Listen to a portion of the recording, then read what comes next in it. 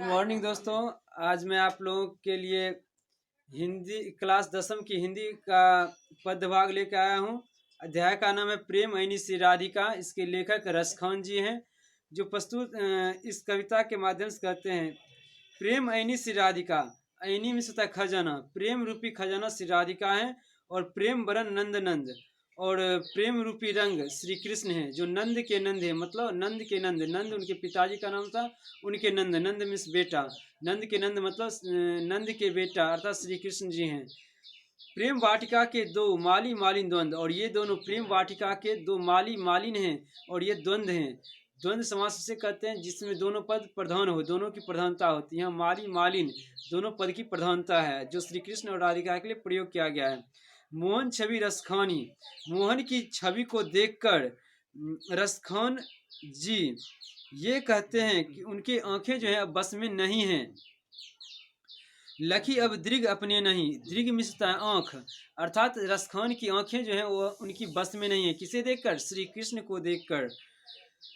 अंचे आवत धनुष से छुटे सर से जाही, कवि रसखान कहते हैं कि जिस प्रकार आंखें हमेशा युगल स्वरूप को खोजती है, श्री कृष्ण और राधा को बार बार देखना पसंद करती है, उन्हीं के स्वरूप में खोई रहती है, उन्हीं के स्वरूप पर टिकी रहती है। उसी प्रकार जैसे धनुष से बाण छूट जाने पर वो पुनः वापस नहीं आती है, उसी प्रकार श्री कृष्ण की भक्ति में डूबे डूबे हुए लोगों की गति हो जाती है, उनकी अवस्था हो जाती है। कवि कहते हैं मोह मन मौनिक लय गयो, कवि कहते हैं मेरे मन जो हैं वो कोई मौनिक, मेरे रत्न रूपी, मौनिक में सोना होता है, रत्न होता है, अर्थात मेरे स्वर्ण रूपी मौनिक रूपी मन को कोई चुरा के ले गया है। चित चोर नंद नंद, वो चित चोर कौन है? जो चित्त को चुरा लेते हैं वो श्री कृष्ण हैं, जो भगवान जो अपने भक्तों के चित्त को, मन को हर लेते हैं, चुरा लेते हैं। अब बेमन मैं क्या करूं, इसलिए कवि रसखान कहते हैं कि अब बिना मन का मैं क्या करूं। पड़ी फेर के फंद, ऐसा लगता है जैसे किसी फेरे वाले के फंदे में पड़ गया हूं। प्रीतम नंद किशोर, कवि कहते हैं हे प्रिय नंद किशोर, जिस दिन से आपके स्वरूप को देखा हूं उस दिन से बस आपका ही हो गया हूं। आप मेरे प्रीतम हो गए हैं। जो दिन ते नैनन लाग्यो, उस दिन से मेरा मन पवित्र हो गया है। जिस दिन से मेरा नैनन आपको देख लिया है, जिस दिन से मैं आपकी भक्ति में डूब गया हूं, उस दिन से मैं आपका हो गया हूं। अर्थात मेरा मन पूर्ण रूप में चित्चोर मतलब शुद्ध हो गया है। मन पावन चित्चोर, कवि कहते हैं कि यह मन जो है बहुत ही पवित्र है और चित्त चोर है, और इसे कोई चोरी कर सकता है, चुरा सकता है, पलक ओट नहीं कर सके। कवि कहते हैं कोई चित्चोर आके मेरे मन को चुरा लिया है, और जिससे मैं अब पलक ओट, एक पल के लिए भी अपनी पलक को नहीं झपकाता हूँ, दिन रात उन्हीं की यादों में, ख्वाबों में खोए रहता हूँ।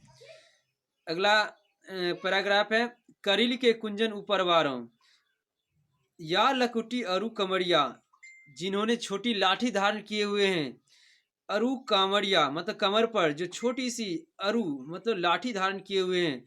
पर राज तिहुपुर की ताज तज डरो, और छोटी सी लाठी अपने कमर पर धारण किए हुए हैं। कंबल पर 3 लोग का राज त्याग दिए तथा होठों पर सिद्धि और नवनिधि के सुख को लिए हुए, धारण किए हुए हैं। उनको देखते मात्र ही मन में प्रसन्नता और खुशियां हो जाती है। 8वां सिद्धि नवनिधि का सुख, नंद की गाय चराए विसारों, जो नंद के गाय को चराकर ही बहुत ही प्रसन्न और खुश रहते हैं, जो पूरे विश्व के ज्ञाता हैं, पूरे विश्व की रचना करने वाले हैं, वो नंद के गाय को चराकर ही खुश और संपन्न रहते हैं। रसखानी कबो इन आँखिन सो ब्रज के बनवाग तड़ाग निहारो, रसखान कहते हैं कि मैं उस नंद को देखने के लिए तड़प रहा हूँ, विह्वल हो चुका हूँ। मैं वन बाग को इधर उधर, वन में, बाग बगीचे, जंगल सभी तरह ढूंढता हूँ, घूमता हूँ ब्रज की भूमि में, जो यूपी में है ब्रज, वहाँ पे उनको ढूंढता हूँ। कोटि के रव कल धौत के धाम करिल के कुंजन वारों, कवि कहते हैं कि श्री कृष्ण के युगल स्वरूप को देखने के लिए मेरा मन व्यथित हो चुका है। उनके ऊपर मैं स्वर्ग स्वर्ग को भी त्याग सकता हूँ। इंद्र के करोड़ों स्वर्ग रूपी इंद्र के करोड़ों स्वर्ग को प्रेम वाटिका स्वरूप भगवान श्री कृष्ण के ऊपर मैं बलिदान कर सकता हूँ। यही रसखान की विवेचना है, उनकी मनोदशा है, उनका यही कहना है। इसमें प्रश्न उत्तर है, कवि ने माली मालिन किन्हें और क्यों कहा है? कवि ने माली मालिन श्री कृष्ण और राधिका को कहे हैं। द्वितीय दोहे का काव्य सौंदर्य स्पष्ट करें। द्वितीय दोहे में रसखान की अनुपम भक्ति के बारे में बताया गया है। कवि कहते हैं कि जिसमें कवि अपना सब, जिसके लिए अर्थात श्री कृष्ण के लिए कवि अपना सब कुछ न्यौछावर करने के लिए तैयार हैं। यहाँ तक कि इंद्र की स्वर्गलोक को भी वो न्यौछावर करने के लिए तैयार हैं। कृष्ण को चोर क्यों कहा गया? कृष्ण को चोर इसलिए कहा गया क्योंकि एक बार जो उनकी भक्ति कर लेता है, एक बार जो उनका युगल स्वरूप देख लेता है, वह उन्हीं की भक्ति में डूब जाता है, उन्हीं के स्वरूप में खो जाता है। सेवैये में कवि को कैसी आकांक्षा प्रकट होती है? सेवैये में कवि को सुख को त्याग देना पड़े तो वो हर चीज़ त्याग सकते हैं, लेकिन श्री कृष्ण को नहीं त्याग सकते हैं। इन सब बातों का वर्णन किया गया है। रसखान का जन्म, अब उनका कुछ जीवन परिचय है। रसखान का जन्म 1610 में हुआ था। रसखान का जन्म का कोई लिखित रूप से वर्णन नहीं कहीं मिला है। रसखान की ग्रंथावली है प्रेम वाटिका, जो 1610 में छपा था। दिल्ली के पठान राजवंश में इनका जन्म हुआ था और इनका जन्म काल जहांगीर का राज्यकाल था। उसका वो वैष्णव धर्म में विश्वास रखते थे, उनमें वैष्णव धर्म का संस्कार था। और 252 वैष्णवों की वार्ता से यह पता चलता है कि गोस्वामी विट्ठलनाथ ने इन्हें पुष्टि मार्ग की दीक्षा दी थी।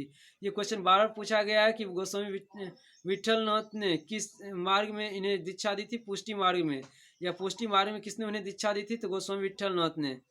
प्रेम वाटिका किनकी रचना है? रसखान की। सुजान रसखान। और प्रेम वाटिका किनकी रचना है? रसखान की। सुजान रसखान में कृष्ण की भक्ति की बारे में वर्णन किया गया है। वो लोकप्रिय जातीय कवि हैं। लोकप्रिय जातीय कवि के नाम से किन्हें जाना जाता है? रसखान जी को हो गया। ये चैप्टर इतना ही है और इससे अधिक इस चैप्टर से नहीं पूछता है। Thank you very much. आज के लिए इतना है। थैंक्स।